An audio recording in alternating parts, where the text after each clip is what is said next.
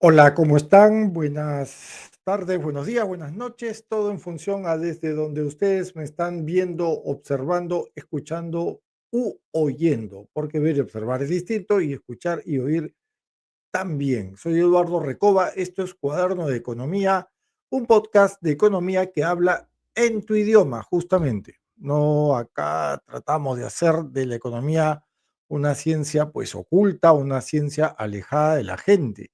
Acá lo que se intenta, y me parece que con determinado éxito, espero, es justamente provocar o abrir espacios alrededor de la economía y que ésta juegue un rol cotidiano, que es evidentemente a lo que se dedica la economía, ¿no? La cotidianidad de la economía es recurrente, ¿no? Y es clave sobre todo para conocer cuáles son nuestras expectativas. Bien, hoy día tenemos un programa de inicio de semana tras un fin de semana complicado, un fin de semana belicosamente complejo, donde el hábitat fue beligerante, donde hemos sido testigos de un ataque desde los Estados Unidos hacia Irán y desde Irán hacia Israel. En este último conflicto, en esta última etapa beligerante, una nueva etapa beligerante entre la nación euroasiática, Irán, y la nación y el Estado de Israel, ya esto va sumando más de una semana, ¿no? Ya estamos acercándonos a la decena de días, donde el lanzamiento de misiles, tanto de crucero como balísticos, de Irán hacia Israel ha sido constante, ¿no? Y la respuesta israelí no se ha dejado esperar. Lo que sí estaba esperando era la intervención de los Estados Unidos. Una intervención que de momento se nos ocurre, no es que tímida, pero sí da la impresión de que el 47º presidente de los Estados Unidos, Donald Trump, don Donaldo, lo que ha hecho o lo que ha querido hacer en todo caso es un in and out, entrar, golpear e irse. Porque además lo de Trump es un tema doméstico, ¿no? Es un tema que tiene que ver con dimensiones ya locales, ¿no? Él había dicho que básicamente y en concreto su gobierno no iba a traer guerra, sino que iba a traer la paz, ¿no? Pero eso es otro tema. Acá estamos justamente para hablar, ¿no? De todo este ecosistema que en resumen y en este episodio en concreto de Cuaderno de Economía, vamos a explorar por qué pues activos, refugio, activos defensivos como el oro, como la criptomoneda por antonomasia, como el Bit o la Bitcoin, como quieran llamar a este instrumento, suerte, especie, remedio de activo digital, y el petróleo. Como estas tres horquillas o estos tres vehículos de inversión se convierten en activos clave en momentos de alta tensión geopolítica, de alta tensión internacional, de alta tensión geoestratégica, como el conflicto creciente entre Irán y los Estados Unidos, ¿no? Y en medio, evidentemente, Israel. Todo ello cuando la incertidumbre geopolítica, lo dicho, geoestratégica, se dispara a niveles ya de escalada bélica y donde se encuentran los mercados financieros reaccionando desde diversas actitudes, desde diversas posturas, desde diversas posiciones. Y en ese contexto y en ese entorno, en ese ecosistema, en este hábitat o escenario, el oro confirma su vocación de refugio tradicional, histórico.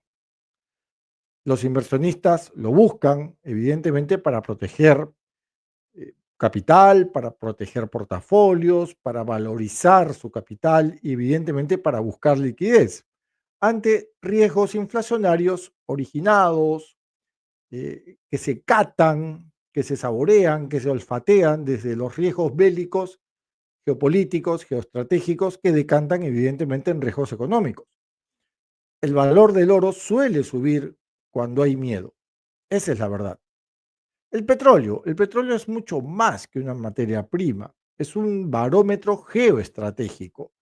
Irán es un actor clave en la producción y exportación del petróleo, y además la posición geográfica de Irán es privilegiada porque está cercana la nación euroasiática a dos estrechos que más adelante vamos a analizar, que uno de ellos, por ejemplo el estrecho de Hormuz, representa alrededor de un quinto de la oferta global de crudo y alrededor de un cuarto de la oferta global también de gas licuado. Con lo cual Irán tiene un as bajo la manga muy importante, ¿no? Entonces, decíamos que Irán es un factor clave en Medio Oriente, una región crítica para el suministro global, y cualquier escalada bélica va a elevar el precio del crudo. La gran pregunta es, ¿cuándo lo va a elevar con fuerza y en cuánto? ¿Verdad? Y esto evidentemente decanta, aterriza, y no aterriza suavemente, ojo, aterriza de manera radical en qué variable que nos afecta a todos, sobre todo a los hogares, familias de ingresos bajos a medios. Esto decanta en la inflación, porque hablar de una presión sobre el precio del petróleo es hablar sobre la presión en el segmento energético de la canasta básica familiar, y esto evidentemente nuevamente lo catamos, lo olemos, lo olfateamos desde la inflación. Y, cómo no, en la estabilidad económica global. Bitcoin es debatible como calidad de activo. Si es o no un activo, no lo vamos a ver en este programa. Uno tiene su opinión como economista, otros tendrán sus opiniones como traders, como inversionistas, pero vamos a verlo de todas maneras porque de alguna forma el Bitcoin constituye, y esto por más que nos duela a quienes no consideramos a las monedas digitales como activos per se, bueno, se constituye como un activo refugio, ¿no? Activo refugio, con comillas. Y vamos que sí, tiene posturas como un refugio digital alternativo, vamos a decirlo así, ¿no? Muchos lo ven como un activo resistente o resiliente a controles estatales, regulaciones, incluso autorregulaciones o devaluaciones monetarias. No obstante, su comportamiento todavía y en simultáneo es volátil frente a estas crisis. Entonces, y en resumidas cuentas, la tensión entre Teherán, capital de Irán, y Washington, capital de los Estados Unidos, nos remonta, nos recuerda que en un mundo incierto, volátil, estos tres activos siguen o continúan siendo protagonistas dentro de nuestro tablero global. ¿Mm? Bien, dicho esto, vamos a hablar un poquito del contexto geopolítico que nos compete, ¿no? Un poquito para entrar en calor, ¿no? Un poquito para ir entrando a ritmo, ¿no? Y es que vamos a ver. El contexto, este ecosistema desde donde estamos hablando, básicamente tiene que ver con geopolítica. Sí, con geopolítica, porque hay algo que siempre, o sea, no siempre, pero lo he venido repitiendo desde hace dos programas, más o menos, ¿no? Dos programas, dos shows que lo he venido repitiendo, perdón. Ay, carajo, me volví a quemar. Bien, y es el concepto de geopolítica vista desde y para la economía, desde, para y por la economía. Dije que en una frase, y la reafirmo, y la grabo en piedra, ¿no? La grabo con mi anillo de familia, de sello, en lacre, ¿no? La lacro, que el tema geopolítico, la geopolítica en concreto, es economía aplicada, es economía químicamente pura. Quien no sabe, economista que no sepa de geopolítica, es economista que no sirve, así de radical soy, así de estricto soy. Economista que no sepa de geopolítica, economista que no hay que escucharlo mucho, no hay que atenderle, no hay que darle mucha atención. ¿Por qué? Porque la geopolítica explica relaciones globales, fronterizas, transfronterizas. La geopolítica explica cuáles son los términos de intercambio entre economías, cuáles son los equilibrios de poderes entre la economía. Y dentro de esos equilibrios de poderes, evidentemente, no solamente está el componente bélico, sino también el componente comercial, tecnológico, el componente financiero, el componente monetario, el componente desde la potencia de una divisa frente a otra. Muchas veces hemos dicho que la mejor arma podría ser pues una bomba nuclear, una ojiva nuclear o una bomba de hidrógeno. No, la mejor arma siempre va a ser el dólar, ¿no? Antiguamente, desde Babilonia, desde que se descubrió, ¿no? Me parece que fue antes de Babilonia, en la era de bronce, desde que se descubrieron las bondades del oro, ¿no? Creo que el oro era una gran arma, ¿no? Para los nacientes reinos e imperios de la civilización, tanto oriental como occidental. Pero el dólar, en definitiva, es un arma no solamente política, no solamente financiera, no solamente económica, sino también geopolítica. Entonces, a eso hay que sumar que la geopolítica también explica mucho de las variables en función a alianzas, pactos, acuerdos, convenios, diálogos, conversaciones, técnicas diplomáticas, multilaterales, bilaterales entre las naciones. Y eso, evidentemente, cae en el campo también de la economía. Y eso también permite observar cuál es el nivel de negociación que tiene una economía sobre otra.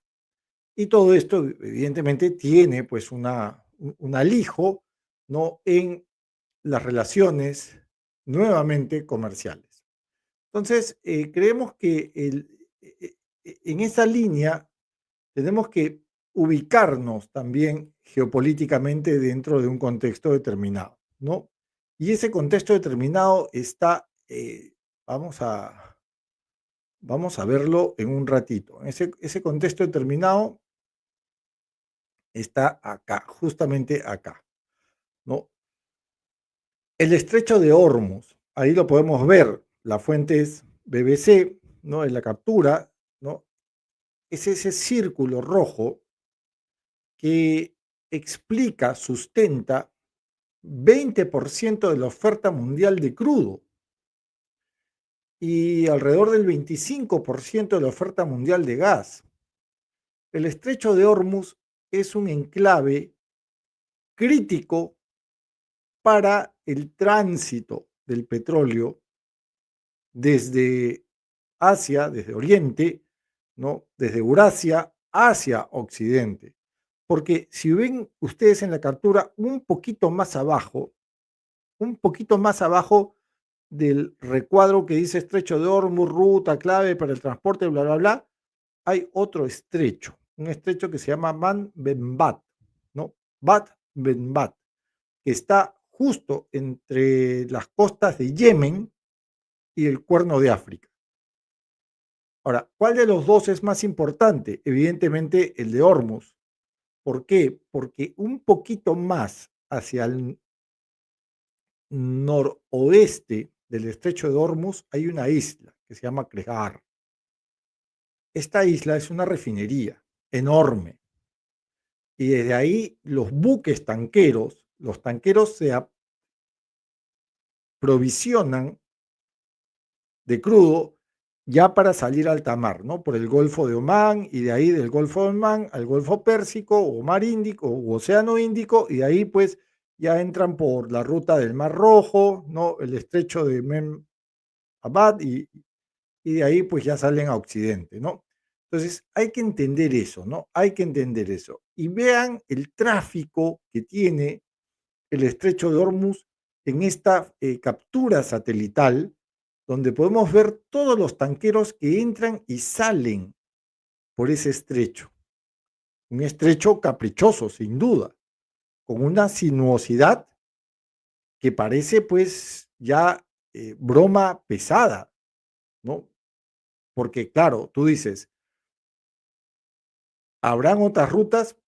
Probablemente sí, Arabia Saudita tiene salidas para el crudo, pero en definitiva, y como el negocio del petróleo es un negocio por volumen, es evidente que tiene que ser acarreado por tanqueros.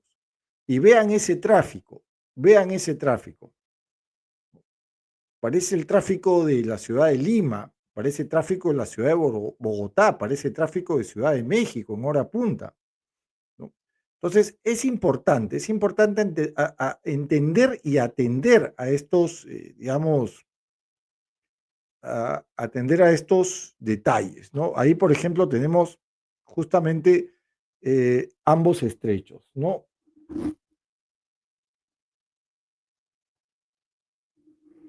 Tenemos tanto en el norte el estrecho de Hormuz y por el sur el estrecho, que lo dicho, está entre Yemen y el Cuerno de África, ¿no? Que es Bab el Mandeb, ¿no? ¿Cuál de los dos, decía yo, es más importante? Evidentemente el del norte, ¿no? Vean todas las rutas, ¿no? Porque el del norte es un centro de acopio y de distribución. El del sur, el de Mal Emabdet, simplemente es una ruta de acarreo, ¿no? Que sale evidentemente ya hacia Occidente, ¿no? Entonces,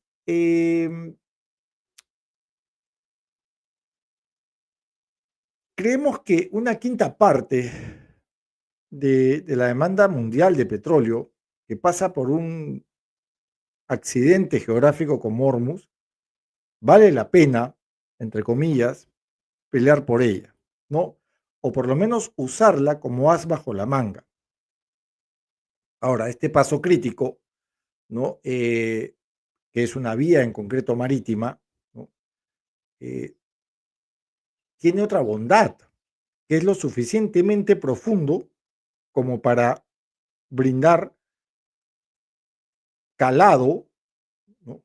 Y línea de flotación a buques petroleros tanqueros enormes, ¿no? Entonces, para que se den una idea de la potencia que tiene este fenómeno geográfico marítimo mediterráneo porque está entre dos tierras. En la primera o durante la primera mitad de 2023 fueron 20 millones de barriles de petróleo que pasaron al día por el estrecho de Hormuz, de acuerdo con la Agencia o Administración de Información Energética en Estados Unidos, EIA en inglés, lo que representa alrededor de 600.000 millones de dólares. Y eso lo maneja Irán, ¿no? No lo maneja Arabia Saudita, no lo opera Emiratos Árabes Unidos, tampoco Kuwait y tampoco Qatar. Lo opera Irán. Y esto evidentemente, por la cantidad de dinero que pasa por ahí, por ese estrecho, por ese narrow, por ese pedacito de mar entre dos tierras, ¿no? Ya me salió la canción de una banda española, ya me olvidé.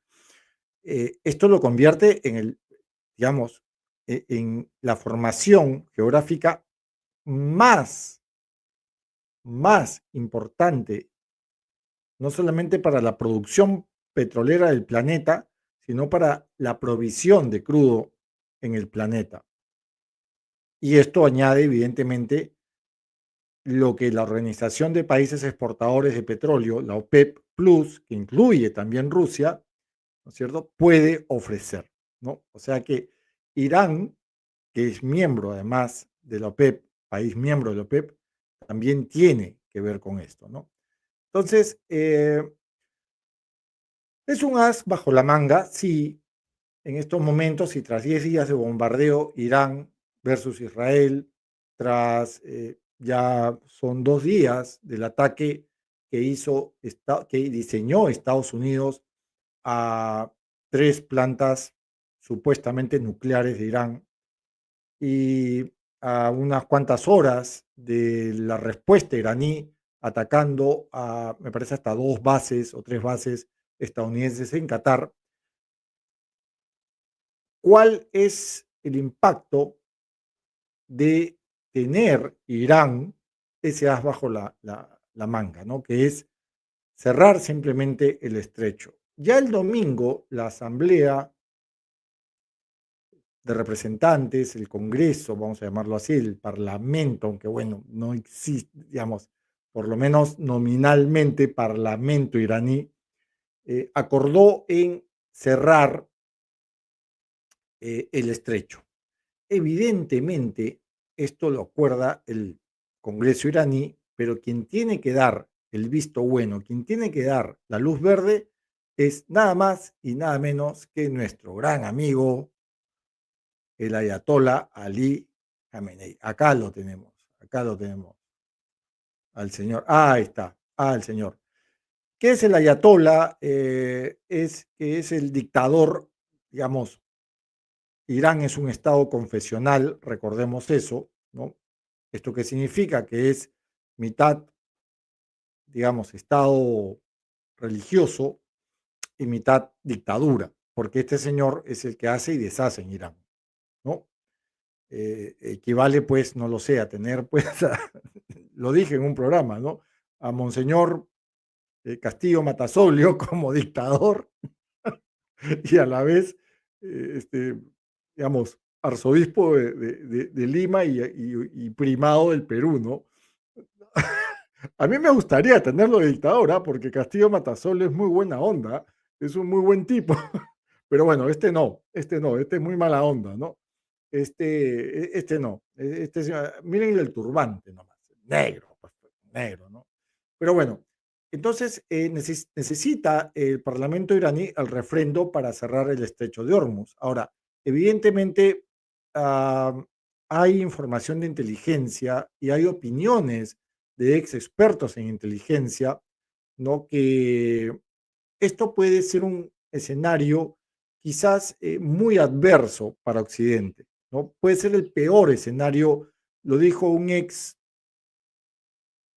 jefe o agente de la inteligencia británica del MI6, dijo que esto es el peor escenario posible en el conflicto en curso entre Irán e Israel, ¿no? En comillas, si cerrar el estrecho de Hormuz sería evidentemente un problema económico enorme, dado el efecto que tendría sobre el precio del petróleo. Cerro comillas, dijo Alex Junger, es jefe de la agencia de inteligencia británica MI6, la misma desde donde trabaja James Bond, nada más y nada menos. Sería un territorio desconocido, dijo Bader Al-Saif, ¿no? Un académico de la Universidad de Kuwait, ¿no? Especializado evidentemente en geopolítica en la península arábica, ¿no?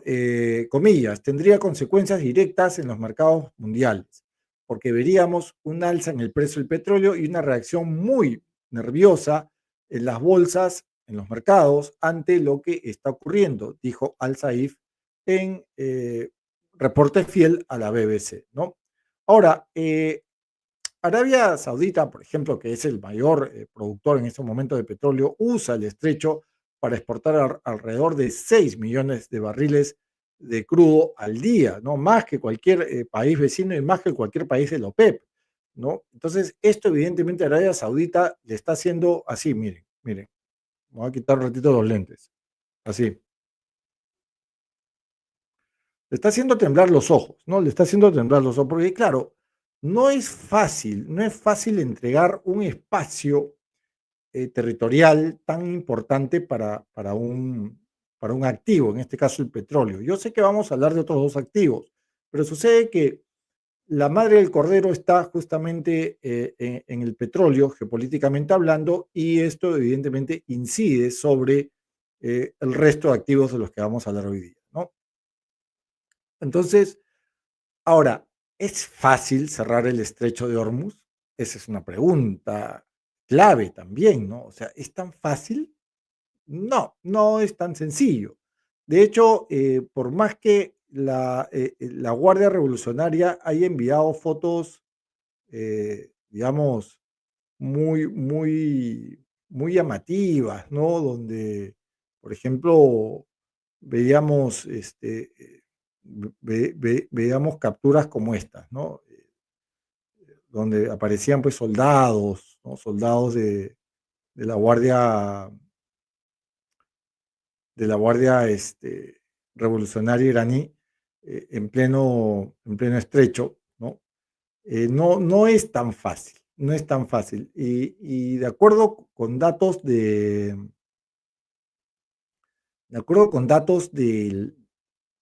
digamos, de acuerdo con datos de agencias de inteligencia y de expertos en geopolítica, esto de agarrar y pues cerrar el estrecho de Hormuz, al final no es tan sencillo como parece. No es tan sencillo, no es tan sencillo.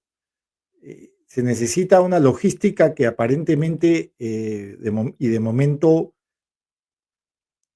Irán no la tiene, ¿no?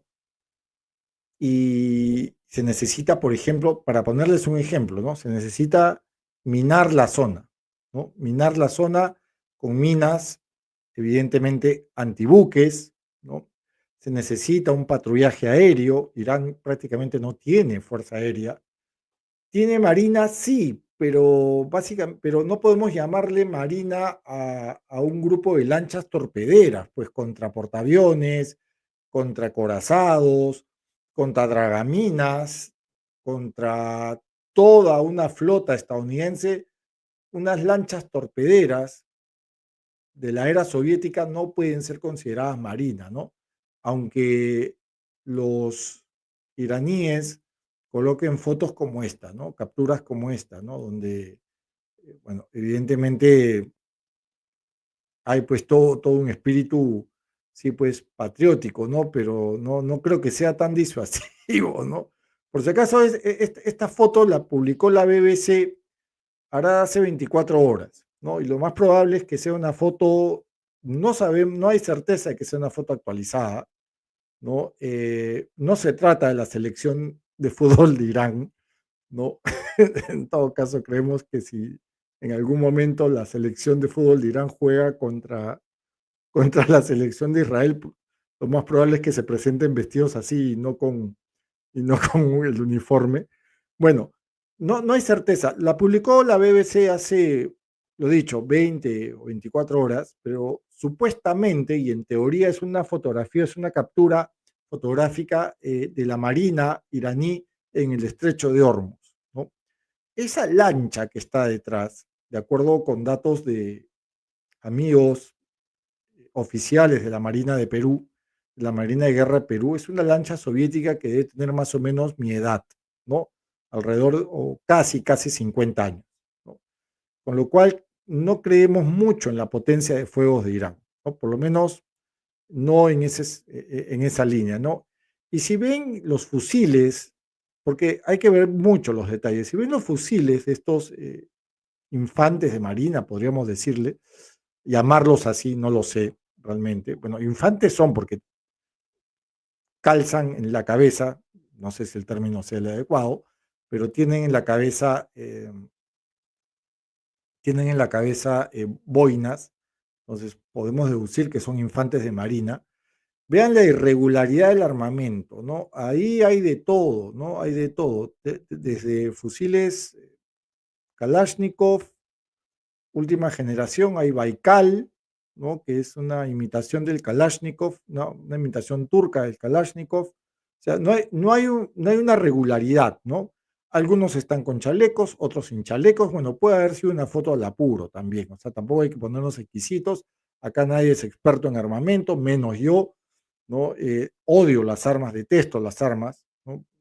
Pero bueno, igual consulté con amigos oficiales de la Marina de Guerra de Perú y me indicaron ello, ¿no? Me indicaron ello. También consulté con un general en situación de retiro del ejército también de Perú y me indicaron que es muy raro y muy extraño que infantes se presenten con esa irregularidad en el uniforme, ¿no? Por lo general, por eso se llama uniforme, porque hay homogeneidad, ¿no? Hay homologación en el tipo de armamento, ¿no? Pero bueno, son, como dije, son detalles que en verdad no creo no creo que sean, pues, en estos momentos muy importantes para nuestro análisis, pero sí para el análisis geopolítico, ¿no? Y ya para ir terminando con el contexto geopolítico y antes de entrar al tema de precios, sigo con la pregunta, ¿no? ¿Qué tan fácil es, ¿no? ¿Qué tan fácil es cerrar el estrecho? A ver, políticamente no es fácil porque están esperando que el señor, el Ali Khamenei, el ayatollah, este señor que está no ha habido, nadie sabe dónde está, nadie sabe por dónde anda, ¿no? Están esperando que este señor le dé la luz verde al, a la decisión que registró el Parlamento iraní el día domingo, ¿no? Donde todos dijeron, sí, cerramos el estrecho. Decía que tampoco es fácil porque no hay una infraestructura militar, al menos, o de momento. No existen ingenieros militares que puedan colocar minas alrededor de las dos tierras, ¿no? O por lo menos en la zona de Irán, ¿no? Que le pertenece al territorio iraní. No hay, prácticamente no creemos que haya un arma de ingeniería que sea capaz de colocar minas, porque sería bien tonto colocar minas en tu territorio, ¿no? A menos que esperes una invasión, ¿no? Que puede ser, puede ocurrir, ¿no? Quién sabe, todo puede pasar. Y tampoco existen ingenieros navales que puedan colocar minas antibuques, ¿no? Y además colocar minas antibuques en un estrecho, como es el estrecho de Hormuz, que vale, lo acabamos lo acabamos de ver, y lo acaba de afirmar un académico desde Kuwait, ¿no? 600.000 millones de dólares, ¿no? Y que significan cuántos barriles al día, ¿no? Que significan eh, una cantidad, 20 millones de barriles al día, ¿no? De petróleo. Pues no creemos que los iraníes, o por lo menos para los iraníes, sea tan fácil, ¿no? Tomar una decisión tan complicada, tan compleja, ¿no? O sea, cualquiera que diseñe una matriz de riesgo, ¿no? Que también es parte de la geopolítica y parte de la economía, cualquiera que diseñe una matriz más o menos respetable de riesgo incluiría este peligro, ¿no? De irse al apuro ¿cómo se llama? A esperar quizás otro ataque como este, ¿no? Otro ataque como este, ¿no? Donde los aviones estadounidenses, los B-2, destruyeron pues con sus superbombas, ¿no? Tres emplazamientos energéticos nucleares de Irán, ¿no? ¿Y qué onda con el estrecho de Hormuz? ¿De qué sirve tener un estrecho que te vale 600.000 millones de dólares cuando vienen estos tipos, cruzan el Pacífico, cruzan el Atlántico, te chantan bombas en tres puntos estratégicos de tu programa nuclear y se van? ¿De qué te sirve Hormuz? ¿De qué te vale? ¿No? Además, creo que el planeta se las puede apañar si, si nos quedamos sin, por lo menos, y de momento, si nos quedamos sin esos 1/5 o ese 20% de petróleo que dejaría de transcurrir, de transitar por Hormuz, ¿no? La pregunta es, evidentemente, ¿cuál es el impacto sobre el precio? ¿No? Sobre el precio. Entonces, creemos que es una pregunta válida, sobre todo por esto, ¿no? Sobre todo por esto, por el precio de la gasolina, ¿no? Con información de Bloomberg, al menos en la región, o de momento en la región, estos son los precios de la gasolina, ¿no? En la región. Pero esto podría haberse presionado si es que Irán, repito, a pesar No obstante, todo lo que hemos diseñado hasta el momento de este podcast, no obstante ello, esta tabla podría verse afectada y podría registrar avances, es decir, subidas o subas, como dicen en Argentina, a propósito de los precios de la gasolina, ¿no? En este caso están hablando de litro, ¿no? Entonces, multipliquemos la segunda fila por 4 y ya sabemos cuál es el valor del galón, ¿no? Para aquellos países que miden la gasolina por galones, ¿no? Es decir, multipliquemos, repito, la segunda fila, la fila de la derecha en sus pantallas por 4 y ya sabemos el valor del galón, ¿no? En cada país, ¿no? Bien, entonces no es tan sencillo, no es tan sencillo, ¿no? Acá creemos que esto es más bravuconada, más show off, más circo que otra cosa, ¿no? Lo cierto es que, pero igual siguen siendo puntos importantes, puntos a tener en cuenta, ¿no? A propósito de lo que estamos hablando, ¿no? De los activos que estamos hablando. Bien, dicho esto y ya resuelto el contexto geopolítico, ¿no? Me hubiese encantado hablar, por ejemplo, de lo que discurre, aunque bueno, eso daría para otro programa, ¿no? Porque hablar de lo que discurre en la cabeza de Donald Trump, eso daría para otro programa y con un neurólogo al costado, con un psiquiatra al costado, ¿no? Porque es un poquito difícil, ¿no? Svetlana nos pregunta, hola Eduardo, ¿crees que Trump volverá a atacar si cierran el estrecho, deja de entrar el petróleo a Latinoamérica? Perú, significa que la gasolina subirá y los precios de todo aquello que depende del petróleo. A ver, para la primera pregunta es no. Para la segunda pregunta es no. Para la tercera pregunta es sí, ¿no?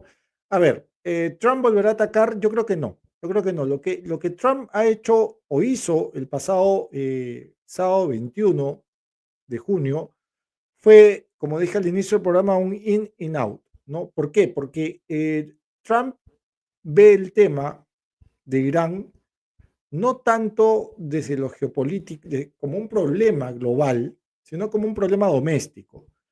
Trump tiene una base política leída incluso desde su propio partido y una base popular, ¿no? De gente que votó por él, a quien él tiene que rendirle cuentas a propósito de la guerra que estamos en estos momentos, digamos, disfrutando entre comillas, gozando entre comillas, la guerra en la que estamos siendo testigos, ¿no? O de la que estamos siendo testigos, mejor dicho. Y es un problema doméstico porque además de tener aparte a una gran parte de su partido, ¿no? En contra de esta intervención y en contra de lo que hizo el sábado, ¿no? En contra de, esto, de estos, de este US Strike, ¿no? Que se realizó en estas tres bases del programa nuclear iraní, también tiene una base social, política, los votantes, ¿no? Ahora, no es porque Trump sea un pacifista, no es porque Trump sea o tenga o registre una vocación pacifista, como en algún momento la tuvieron grandes presidentes de los Estados Unidos, y me remonto al ejemplo de Jimmy Carter, ¿no? Por decir, por darte un nombre, ¿no? Jimmy Carter, que me parece que fue el único presidente en los últimos 50 años que nunca intervino, ¿no? En el exterior, nunca envió tropas, ¿no? Hasta Obama, ¿no? Envió tropas, ¿no? Y Obama mató mucha gente, ojo, ¿eh? Obama tiene una mochila atrás bien gordita de muertos, ¿no? Y de invasiones, y de ataques, y de ataques de todo tipo contra población civil, sin población civil, o sea, pero Trump tiene este compromiso, ¿no? Tiene esta presión en su casa de no intervenir. pero no, repito, porque Trump tenga un espíritu pacifista como Jimmy Carter, o como otro, como Obama, que no obstante el cagadón que hizo en el mundo, ¿no? Obama obtuvo pues el premio Nobel. Y ahí está tu respuesta, Svetlana.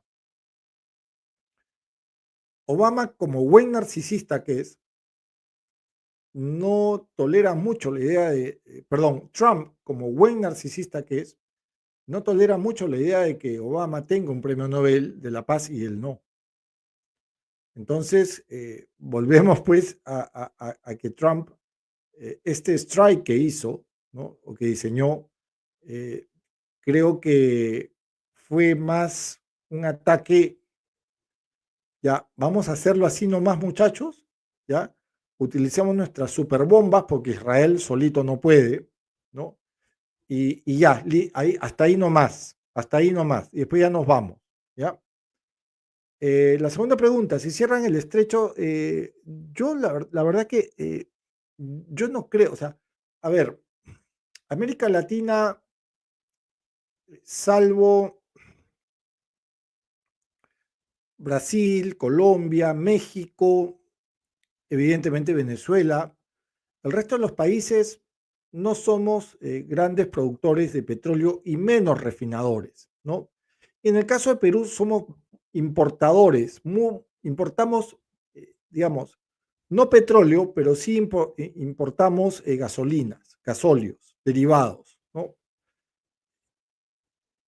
No hay todavía, no hay una data certera de cuál es la estructura de importación, o sea, qué producimos nosotros en nuestra maltrecha refinería de Talara, y qué se importa. No hay una data específica. La podemos deducir o extrapolar, desde luego, pero no hay una data específica. No nos afecta mucho, eso es una pregunta inteligente, no nos afecta mucho, Svetlana, porque el Perú tiene un fondo que se llama Fondo de Estabilización Fiscal de Combustibles. Esto en cristiano significa que tenemos un colchón casi que funciona como un mecanismo de subsidio. Cuando el petróleo sube, nos protege este fondo, ¿no? De esas subidas, de esa volatilidad de precio, porque este fondo entra y cubre ese margen. Me dejo entender. Por eso es que el efecto de transmisión entre una subida de petróleo y el costo de la gasolina local no es inmediato, no es tan automático. Por ese lado estamos un poco protegidos, pero un poco. Eso no nos hace de ninguna manera vulnerables, porque evidentemente, como cualquier fondo de estabilización fiscal, tiene un momentum, tiene un espacio de tiempo y tiene, repito, insisto, lo dicho, una vulnerabilidad, ¿no? Lo que sí es cierto es que si el precio del petróleo sube, lo que tiene que incidir evidentemente con fuerza es el tema de la inflación, ¿no? Y por eso es que estamos registrando precios de activos refugios como el oro, que más adelante, ya para cerrar el programa, vamos a ver cómo están operando, ¿no? Cómo están operando tanto activos refugios como el oro, como el petróleo y como la Bitcoin, ¿no? Sí, su ego lo altera. Bueno, Pakistán ya lo postuló para el Nobel de la Paz. Bueno, Pakistán, pues. Pakistán. Ay, Dios mío, Pakistán. Creo que, no sé, no sé, pero bueno, bueno, lo postularemos también nosotros, ¿no? O sea, total, no suma ni nada. Bueno, ya vimos entonces cuál es el contexto geopolítico. Me hubiese encantado hablar más del tema, perdón, y ese fondo se alimenta, sí, ese fondo es, como todo fondo fiscal, tiene origen en los ingresos eh, fiscales, ¿no? En materia o en función a las finanzas públicas, ¿no? A los ingresos recurrentes, básicamente a los impuestos, ¿no? Es el famoso FEF de combustibles, ¿no? Fondo de Estabilización Fiscal en Combustible, ¿no? Y si es alimentado por la caja fiscal, vale decir por nosotros, ¿no? Esa es la verdad, ¿no? Esa es la verdad, ¿no? Ahora tú me estás diciendo, claro, él prometió terminar una guerra, ahora no solo tiene dos, sino participa en una, ¿no? Claro, o sea, yo tuiteé la vez pasada Si tú en algún momento te sientes inútil, piensa en Trump, que prometió terminar con una guerra y ahora tiene dos y hasta tres, ¿no? Gracias, Svetlana. Muchas gracias por tu pregunta. Bueno, entonces, dicho esto, vamos, ¿qué les parece si vamos analizando rápidamente los precios de estos activos refugios, ¿no? Empecemos por el oro, ¿no? Eh, Hoy día el oro, ¿no? En su versión, vamos a decirle spot, ¿no? Eh, tuvo techos, registró techos, ¿no? Techos, es decir, umbrales, ¿no? Alzas, ¿no? Lo más alto que llegó fue casi a los 3.300, casi rayando a los $3.385 la onza Troy, ¿no? Eso para el oro spot, porque para el oro, digamos, perdón, esto para el oro bajo contrato, ¿no? En el caso del spot fue un poquito menos, pero muy cercano, ¿no? Pero hubo un momento del día en los futuros de oro que el techo fue $3.411 la onza Troy, es decir, llegó a pasar los $3.400 la onza Troy. Y economistas, bancos, fondos, firmas gestoras de activos recomendaban sobre el oro posiciones neutrales. No lo toques, no lo toques. Y esa postura neutral tiene nombre propio.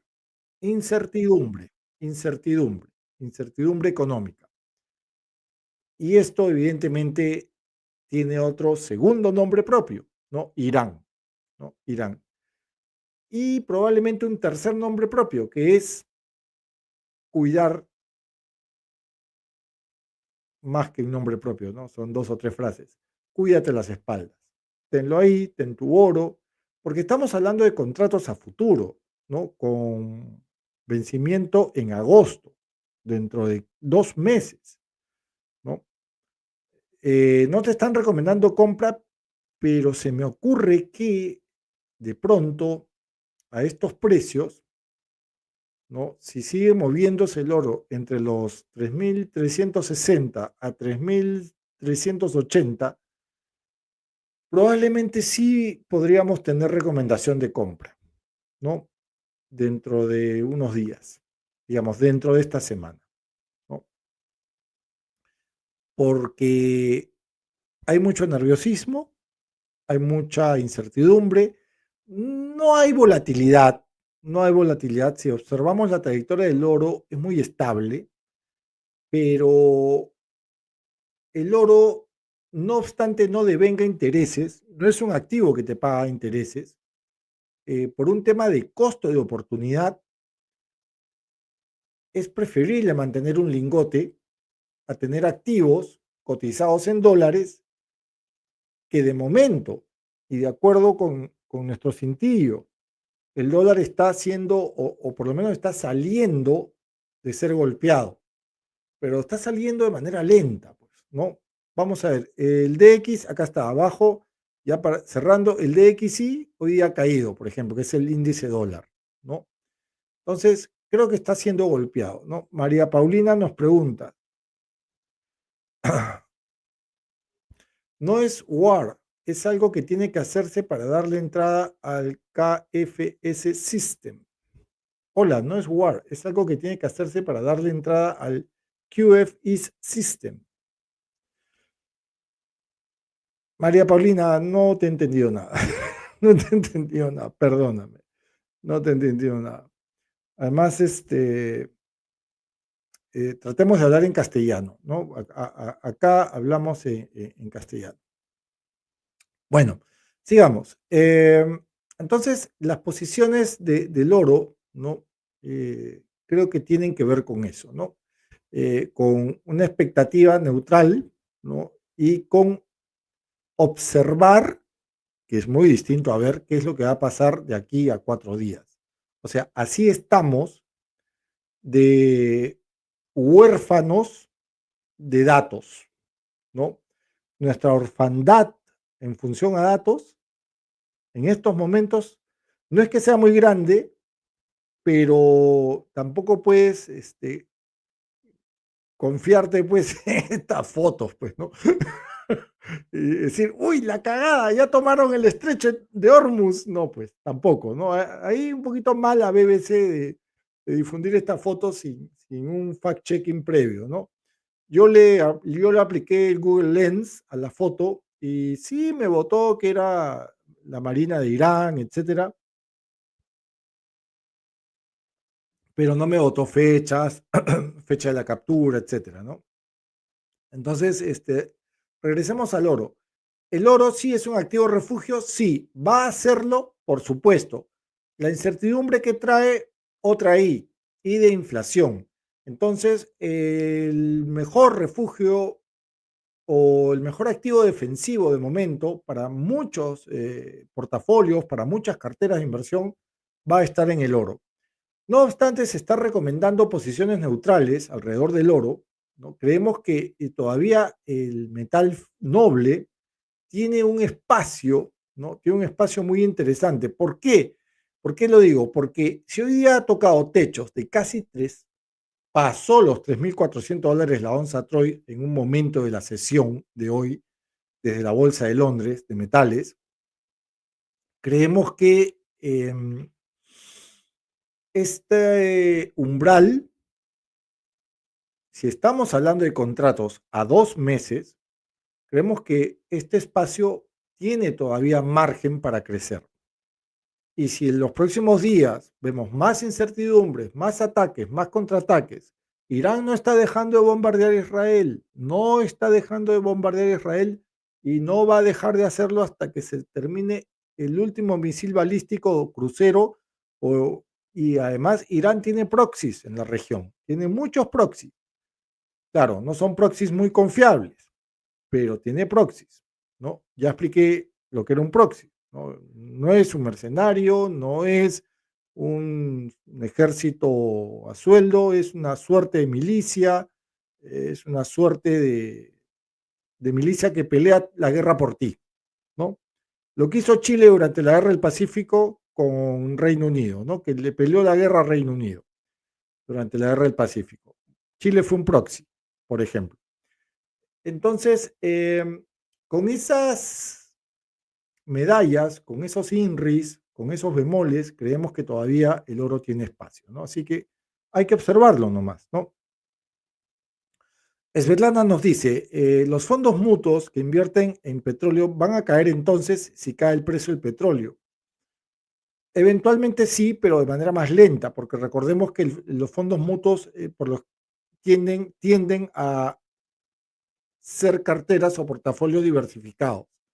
Entonces, dentro de la cartera de un fondo, no solamente tienes materias primas como el petróleo, sino tienes otro tipo de materias primas, probablemente tengas oro, evidentemente vas a tener que tener oro, tengas cobre, tengas maíz, tengas cacao, tengas café, entonces la caída de uno puede compensar, digamos, mejor dicho, la caída de uno puede ser compensada por la manutención en nivel de precios de otro activo o la subida de otro activo, ¿no? De otra materia prima, ¿no? Si es que te refieres a fondos mutuos en commodities o materias primas, ¿no? Espero haber respondido tu pregunta, Svetlana. Bien, contra esto hemos visto que el precio del petróleo, ¿no? No ha sido tan golpeado en los últimos días, ¿no? No ha sido, digamos, se esperaba en todo caso que de pronto pues el Brent, que es el referente, la mezcla Brent, haya tenido pues un nivel de afectación importante, etcétera, pero el resultado fue mixto, al fin y al cabo, porque el Brent y el petróleo BTI, ¿no? Tuvieron resultados dispares en la jornada de hoy. El Brent sí cayó fuerte, cayó feísimo, ¿no? El Brent sí tuvo un golpe fortísimo, ¿no? Cayó más de 8% en la sesión de hoy, se derrumbó de niveles de cierre hacia el 20 de junio de $77, cayó hoy día a menos menos de $70, ¿no? $69,20, una caída del menos 8,32%, ¿no? O sea, fue muy jodido lo del petróleo, ¿no? Lo del petróleo Brent, ¿no? Pero como dije, el resultado fue mixto. ¿Por qué? Porque el BTI no sufrió tanto, no sufrió tanto. Estoy hablando de futuros, ¿ah? En ambos casos, tanto para el Brent como para el BTI. Un paréntesis, ¿por qué me gusta hablar de futuros? ¿Por qué me gusta hablar de futuros en lugar de hablar de precio spot? Porque en el futuro está el secreto del éxito. No, me gusta hablar de precios futuros porque cuando uno habla de contratos forward, habla de tendencias y habla básicamente de la opinión de economistas, bancos, fondos y firmas gestoras de activos, o del olfato o de las proyecciones o de la perspectiva que registren economistas, bancos, fondos y firmas gestoras de activos alrededor de determinado activo, ¿no? Por ejemplo, en el caso del oro hemos visto que han puesto neutral a 3.400. ¿Eso qué significa? No compres ni vendas, déjalo ahí calentando, ¿no? O puede ser que el día de mañana haya, no sé, los rebeldes hutíes comiencen a atacar, no sé, o los iraníes nuevamente ataquen posiciones de bases estadounidenses, no lo sé, en Arabia Saudita, entonces ahí recomiendan compra a estos precios. Sería, pues, lo lógico, lo esperado, ¿no? Sobre todo en futuros y evidentemente en precio spot, ¿no? Entonces, cierro ese paréntesis, por eso me gusta hablar de futuro. Entonces decía que el BTI respecto al Brent cayó más suave, cayó en menos 5%, pero igual fue una caída importante para la estabilidad que había tenido, ¿no? El 20 cerró en 75, hoy día cerró en menos de $65 el barril, ¿no? $64,83 para ser exacto, ¿no? En el caso del Brent, el ajuste fue de más de $6. En el caso del BTI, repito, fue un poco más suave, pero no menos importante, que fue $3,70, ¿no? La caída, ¿no? La caída, el diferencial de ambos, ¿no? Bitcoin, ¿qué podemos decir del Bitcoin? Uy, el Bitcoin. Bueno, del Bitcoin podemos decir dos cosas, ¿no? Primero que ha registrado un efecto, está respondiendo bien a todo este ecosistema que he descrito, está respondiendo de manera saludable. Hoy día tocó techos por encima de los $106.000 la unidad minada, porque se mina el Bitcoin digitalmente, se mina. Y eso es un rango interesante que decanta en un avance, en un cambio positivo de más 4,4%, ¿no? Con lo cual, la pregunta que resta es si el Bitcoin tiene más espacio para subir. No lo creemos, no creemos que el Bitcoin pueda subir más, ¿no? Ya economistas, bancos, fondos y firmas gestoras de activos que se toman la molestia de analizar esta cosa, esta cuestión de fe llamada Bitcoin, ¿no? Han recomendado posiciones neutrales, ¿no? Con lo cual creemos que ellos están oliendo, están catando, ¿no? Aromatizando algo que no les ha gustado de Bitcoin. Y eso, evidentemente, es una burbuja. Hay que decirlo con todas sus letras, ¿no? Cuando algo que no existe crece, es porque pasan dos cosas. Porque es una cuestión de fe, sí, es una cuestión de fe, y porque hay una burbuja. Y lo de la Bitcoin es una burbuja clarísima, clarísima, cristalina, ¿no? No existe ningún fundamento para que algo que no existe crezca o decrezca, ¿no? Es simplemente una coyuntura especial, se han agarrado de otros activos como parásitos y han decidido que ese tiene que ser el precio, ¿no? Es una burbuja, ¿no? Entonces, como no soy teólogo, como no soy experto en temas teológicos y tampoco informáticos, yo me reservo mi derecho a analizar algo que no considero un activo, como una criptomoneda, ¿no? Y solamente diré que esto se trata de una burbuja y que no es casualidad que alguien que sí se toma la molestia de analizar esto, que se llama moneda digital o divisa digital, haya dicho o haya recomendado posición neutral, ¿no? Porque se ha dado cuenta, pues, que estas subidas intempestivas, radicales, de algo que, insisto, no existe, básicamente responden a burbujas, ¿no? A burbujas. Bien, algunas palabras finales que me gustaría puntualizar antes de terminar este podcast. eh, y tiene que ver con un poquito con lo que dije al principio, ¿no? Ya hemos visto en la introducción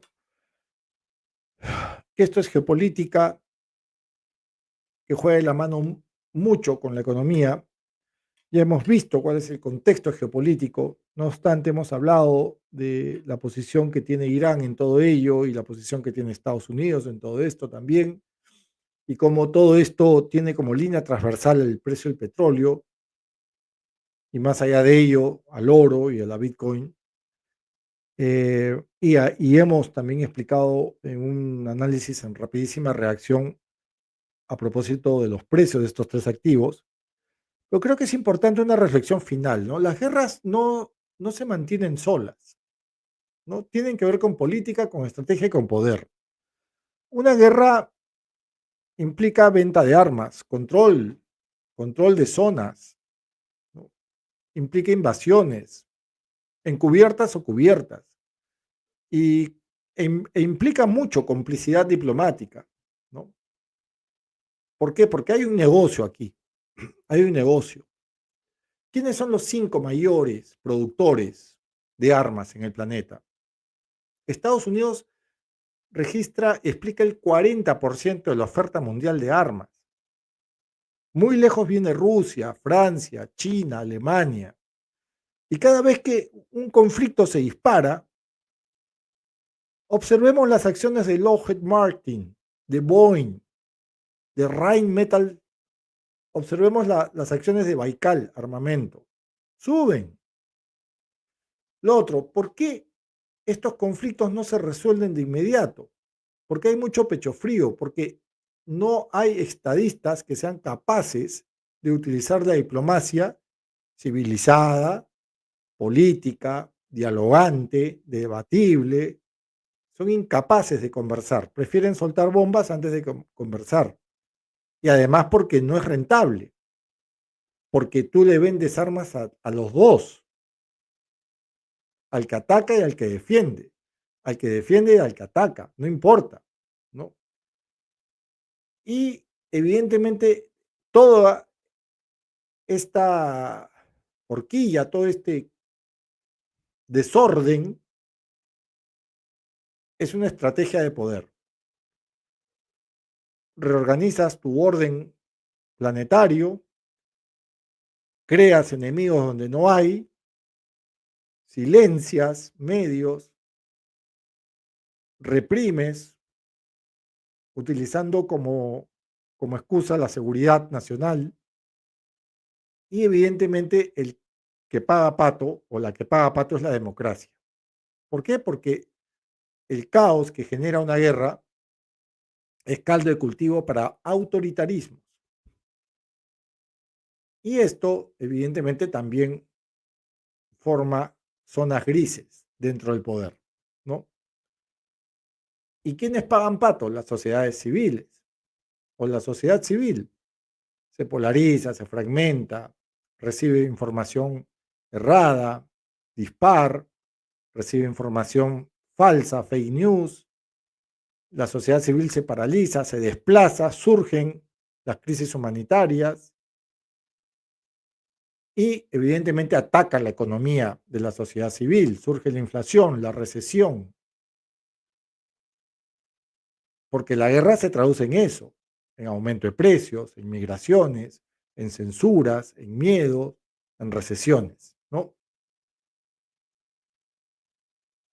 Entonces creemos que aquí donde existe la guerra, hay poder, existe un poder que opera calladito tras bambalinas.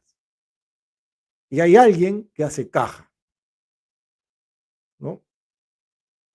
Piénsenlo, medítenlo. Bien, eso ha sido todo por hoy. Espero haya servido. No olviden suscribirse a Cuaderno de Economía. Regálenme su like, regálenme su valiosísima suscripción. Por favor, no duden en escribirme ahí en las casillas los temas que desean que toque, los temas que desean que resuelva ante alguna duda que tengan ustedes. Me parece que es importante también que el diálogo fluya entre ustedes y yo. Ya vienen los consultorios económicos de Cuaderno de Economía, ya vienen también la escuelita de economía desde Cuaderno de Economía, Cuaderno de Economía School of Economics, ya viene todo eso, ya viene lujos y excesos también en Cuaderno de Economía, como no, para relajarnos, para reírnos en qué gastan la plata los nuevos ricos, los futbolistas, etcétera, ya para reírnos juntos y llorar también un poquito, ¿por qué no? ¿Ya? Ya vienen muchas cosas en Cuaderno de Economía. Entonces, por favor, en la cajita quiero leerlos, quiero interpretarlos, quiero observarlos, ¿no? Quiero saber qué es lo que quieren ustedes también, porque la economía no es esa ciencia oscura, lejana, ¿no? De saurís, ¿no? De magos, no, no, la economía tiene que ser una ciencia muy cercana, no obstante, no es exacta, no es una ciencia exacta, tiene que ser cercana a todo el mundo, a todo el mundo. Y ya viene también, ya viene dentro de poco, vamos a tener un programa especial, ¿no? Hablando de economía LGTBI. Economía LGTBI. Nos parece muy importante darle visibilidad a la economía, a la comunidad LGTBI, ya que el sábado 28 es el Día del Orgullo. Nos parece muy importante darle esa visibilidad a la comunidad, a la colectividad, al colectivo LGTBI desde el económico. ¿Por qué? Porque el colectivo LGTBI tiene muchísimo que decirnos a propósito de la economía, del mercado laboral, del estereotipo que tiene el mercado laboral para con la comunidad LGTBI y o en contra de la comunidad LGTBI, sobre todo trans, ¿no? Entonces, creemos que es importante tocar esos temas. Ya viene ese tema también, ¿no? Hablar de la economía LGTBI. Así que vamos a tener muchas cosas. Se viene mucha chamba en Cuaderno de Economía, ¿no? Y esto no va a ser posible si es que no contamos con tu apoyo. Si no contamos con lo que tú quieres saber, con lo que tú deseas despejar, con aquella duda, ¿no? No solamente de la economía en general, sino de tus finanzas personales, también de tus deudas, cómo usar la tarjeta de crédito, cómo hacer un flujo de caja, ¿no? Todo ello va a venir muy pronto en Cuaderno de Economía, ¿no? Así que por favor, tu like, tu suscripción y seguiremos adelante. Conmigo será va a haber un cambio de horario en Cuaderno de Economía, ya me corregirá mi productora. Vamos a tener el siguiente programa el jueves, ¿no? Más temprano, y los días sábados, ¿no? O sea que vamos a tener programas jueves y sábado. Jueves y sábado. Antes teníamos lunes, miércoles y viernes, por las tardes, tarde-noche, pero ahora vamos a tener los jueves y sábado, ¿no? Va a haber un pequeño horario, un pequeño cambio de horario. Vamos a experimentar con cambios de horario, ¿no? Bueno, lo dicho, conmigo será hasta otra oportunidad. Espero que esto haya servido. Soy Eduardo Recoba, esto es Cuaderno de Economía. Hasta otra oportunidad, repito, insisto. Cuídense, chao, gracias.